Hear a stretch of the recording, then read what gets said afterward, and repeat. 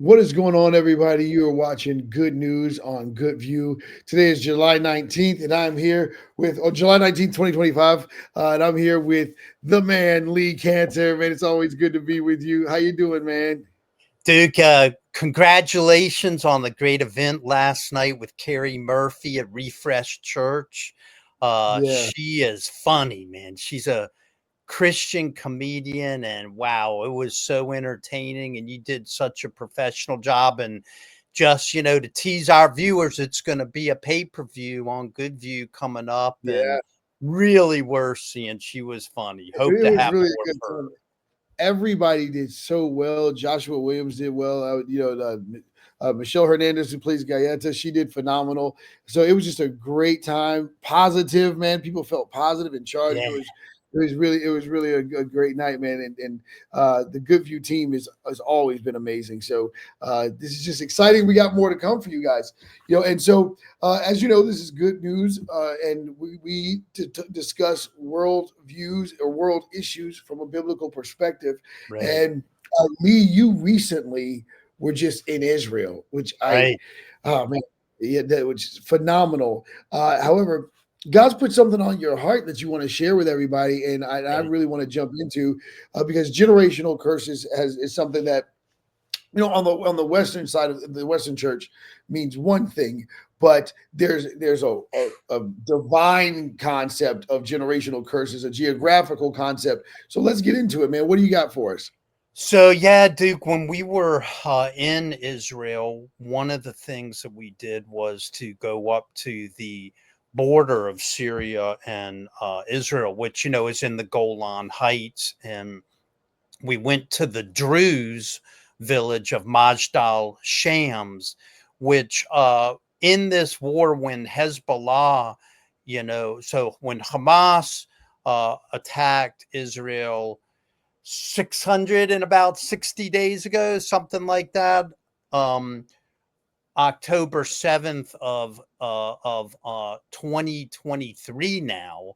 Um, and eventually Hezbollah, and they were lobbing bombs into northern Israel. Well, that one of the places that they lobbed a bomb was in the Druze village of Majdal Shams. And we were at the playground. I'd love to be able to share a couple of pictures where 9 Druze children were killed while they were playing in the playground. And they have the pictures of them there, and they have their burned up bicycles and everything, and the fence that was broken down. And we were there. The kids were playing soccer again, but the bomb shelter was literally about 25 feet from the playground. They just didn't have time to get there, and it was a tragedy. But the Druze people, which about half of the Druze is a separate religion, so it was an offshoot of Shiite Islam, and about half of the Druze live in Syria, and the other half are split between Lebanon and Israel, in the Golan Heights a lot, mostly in Israel.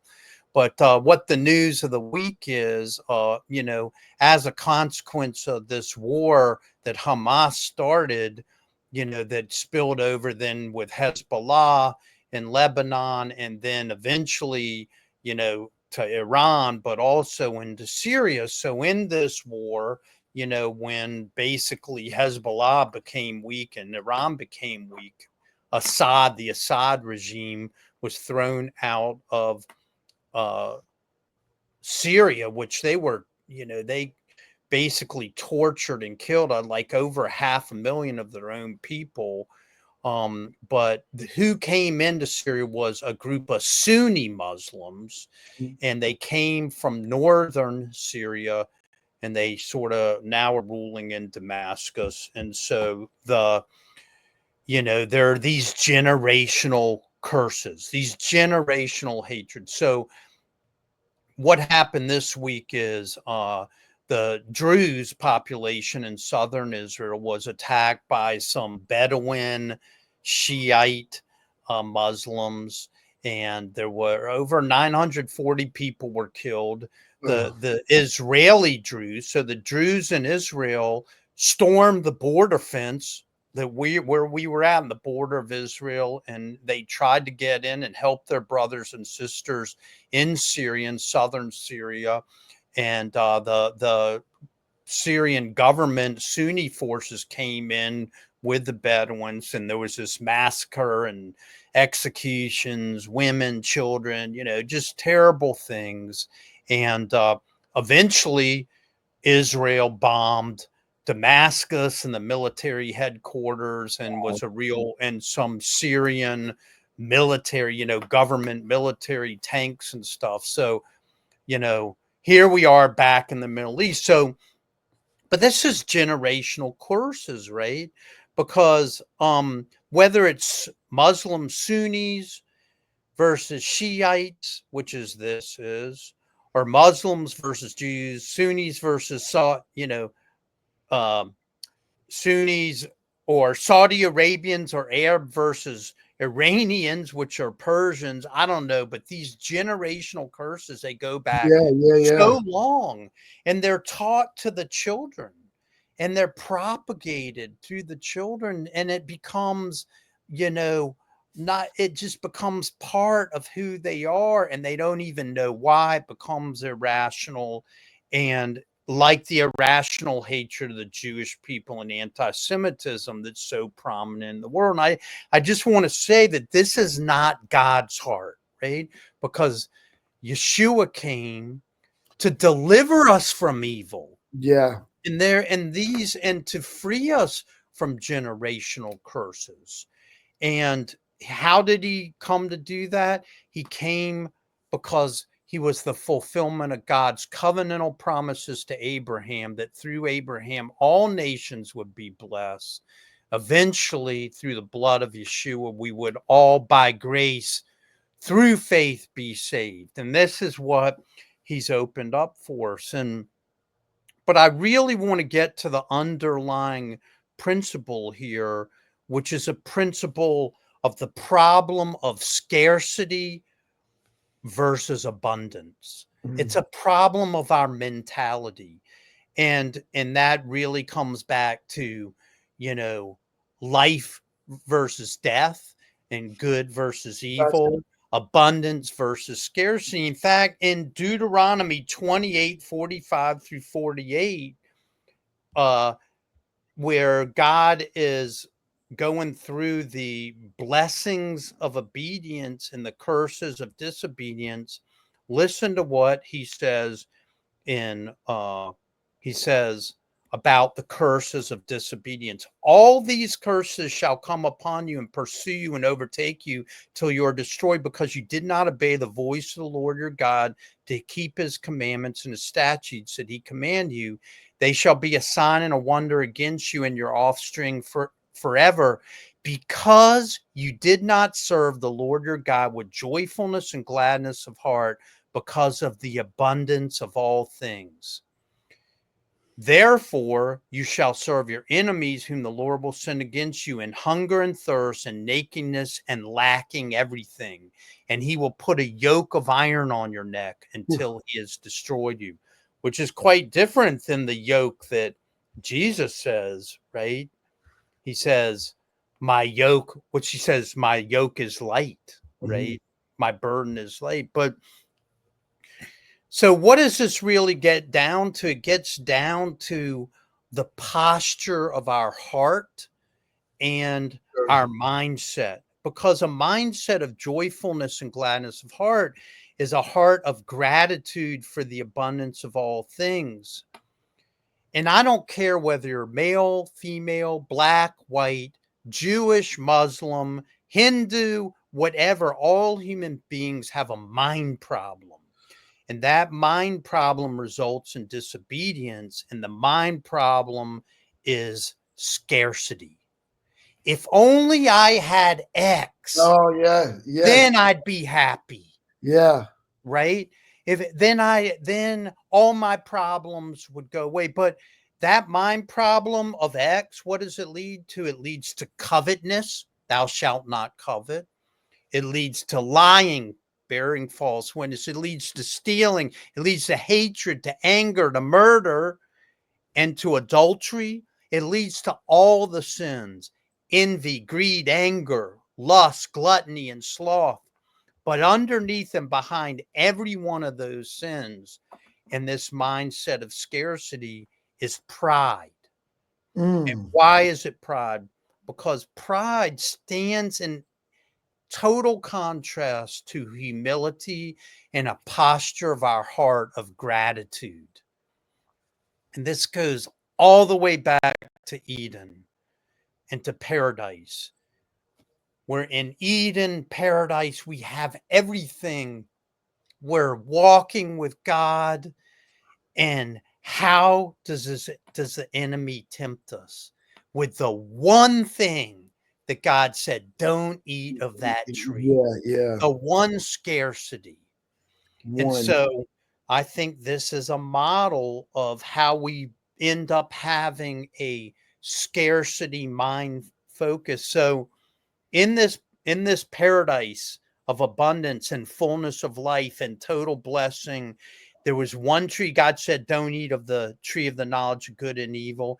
And the serpent tempted Eve, not only with knowledge, but with the proposition that surely God didn't say you shouldn't eat of that, because if you eat of that tree, then you'll be like God. You'll have Right, everything. right. But they already And had so it. it's this idea that we somehow, in our own will, in our own efforts, in our own pride, if we get what we think we need, that if only we have, if we fulfill our desire, then we will have that fullness, right? But this is not what Jesus said. Jesus said, deny yourself, take up your cross, and follow him. But this is making a God of ourselves and our wants and our desires and what we think we need, our scarcity. And what does that do? That opens the door for the enemy to come in. It gives an opening. And then the enemy gets a stronghold on our minds and desires through our Yeah, scarcity, the desire of our heart.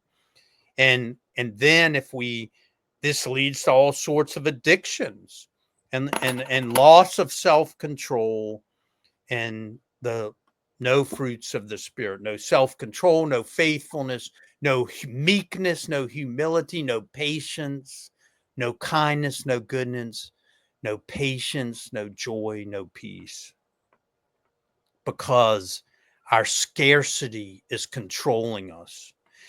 So this really gets to the problem, or the principle, the biblical principle of multiplication. Because this is a principle which the Bible and Jesus teaches us over and over and over. Jesus multiplies the bread. He yeah. multiplies the fish, the wine. He multiplies salvation through his blood. Come on. And God's love is multiplied through the Spirit. And this is how God wants us to come together. And this is how God leads, how Yeshua delivers us from evil. It's through him, by denying ourselves, taking up our cross and following him, and having a posture of our heart of humility and gratitude and thanks, and that salvation through his love and his mercy, that then we can have the multiplication of the peace, the shalom, the fruits of the spirit that God is looking for us to reap in this, the blessings of obedience, right? Yeah. Not the curses of disobedience that come when we don't worship him with joyfulness and gladness of heart because of the abundance of all things. And what does the enemy do? The enemy multiplies scarcity and desires and division and control, and gets us to follow a multitude to do Yeah. evil. So when I hear you, I love how you took it from what's happening in modern day, from a physical war all the way into the spiritual war, into the mental war, because you kind of walked us backwards into how it actually stems, not just from the garden, but really how it affects us on a mental level in our perception of the war that we fight within. And scarcity, I mean, it's like this explosion that leads into all these other things, and it affects us in all these other realms of our reality, and so when you start saying scarcity, it's almost impossible not to think about fear. Like seriously, like to think, okay, well, I'm not going to trust these people because you know what I mean. Like fear is diabolical. It can create vain imaginations, wildness. It deters us from the fruits of the spirit. And one of the things that hit me the most about what you said was this scarcity leads to no fruits of the spirit. And the reason why it's so important when we think about breaking generational curses, the real person, the only one that can really do that is Yeshua, because we usually we're the only ones that he's actually called to fulfill the Great Commission, to go into these areas of scarcity. These governments are taking over these people, creating scarcity on them. So it's only the people of God that have the mandate to go in, and it's the resurrected Christ, the Spirit of the Lord in us, that goes into these communities. And so when we don't take this stuff seriously, we're actually just as bad as their governments. Seriously, when we don't respond, and I'm so happy that God put this on your heart, because if we don't respond to that scarcity, and knowing that it's going to turn into corruption, war, hatred, all these other things, it's only a matter of time before it comes here. Now, the reason why I'm saying this, Lee, is because going back to 2023, when everything did happen in October, and I started seeing people going free Palestine and all that other stuff. I know that we don't want war. However, they did not understand. I saw the media taking advantage, manipulating things, and it's here. The mindset has come to America, and we've got to respond to it, brother. And I'm so glad that you brought this up. But I think for a long time, there was this kind of like that stuff happens over their mentality. Yeah. And now we know that anti-Semitism is growing. And I don't. Well, Duke, it's not, it's in a way it's easier to see when you have literally people living on two sides of a fence that, hate each other for generations. It's, you can say, oh, that's over there because we don't have any fences, 3,000 miles across the United States, right? But the problem is this, right?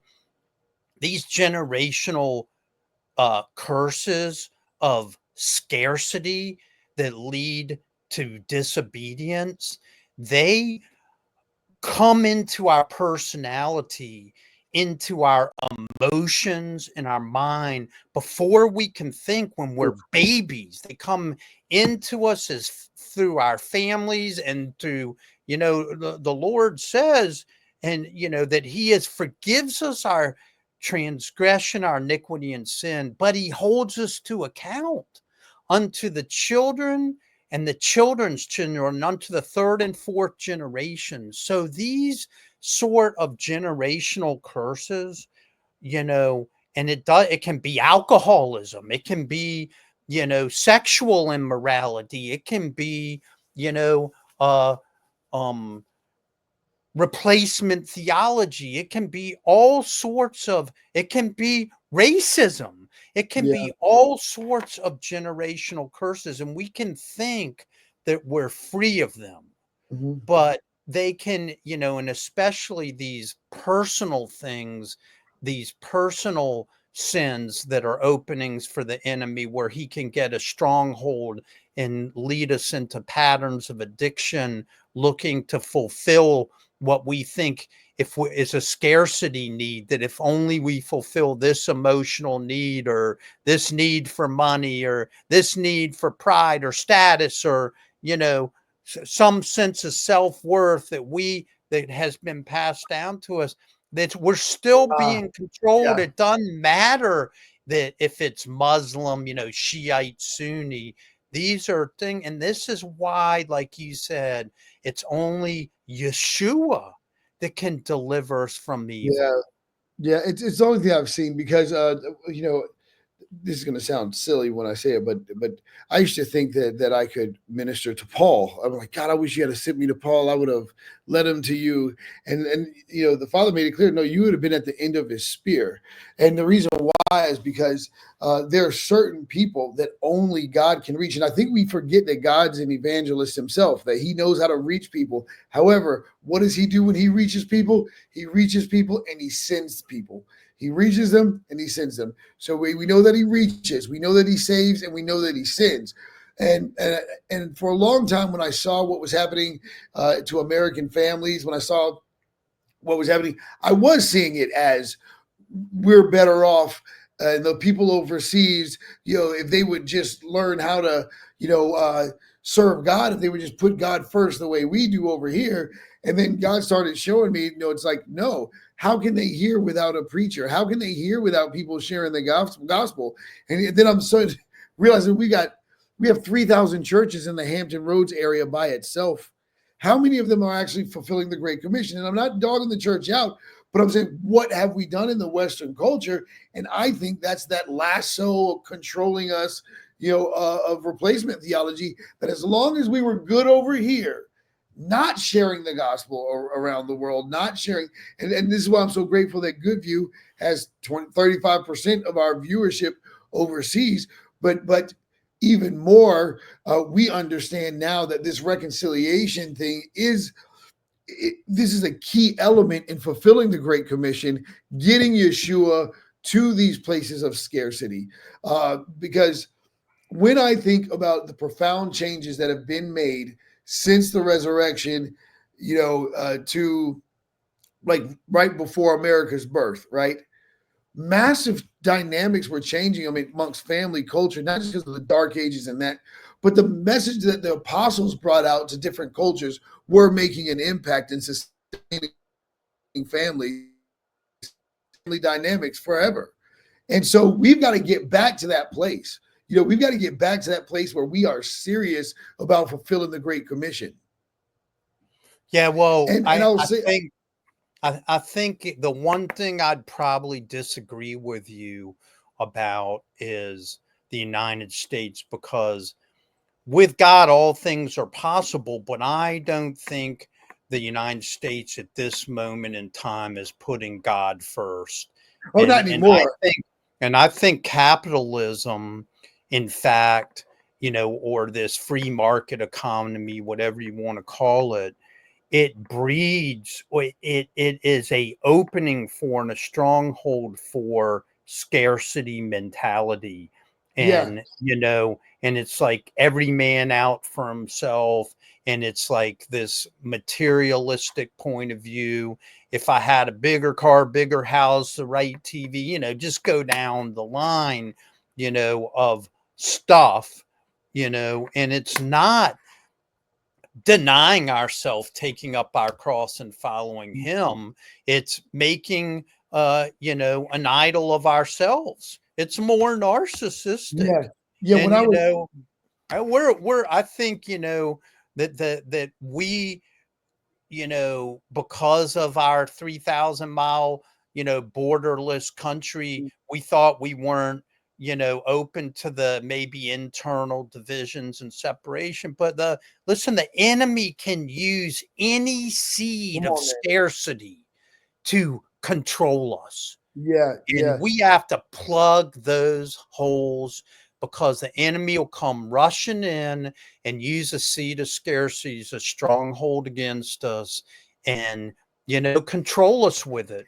And And I gotta say too, it also the level of entitlement and ungratefulness. I'm glad you brought up narcissism because that is a big part of it. That it also that scarcity also causes.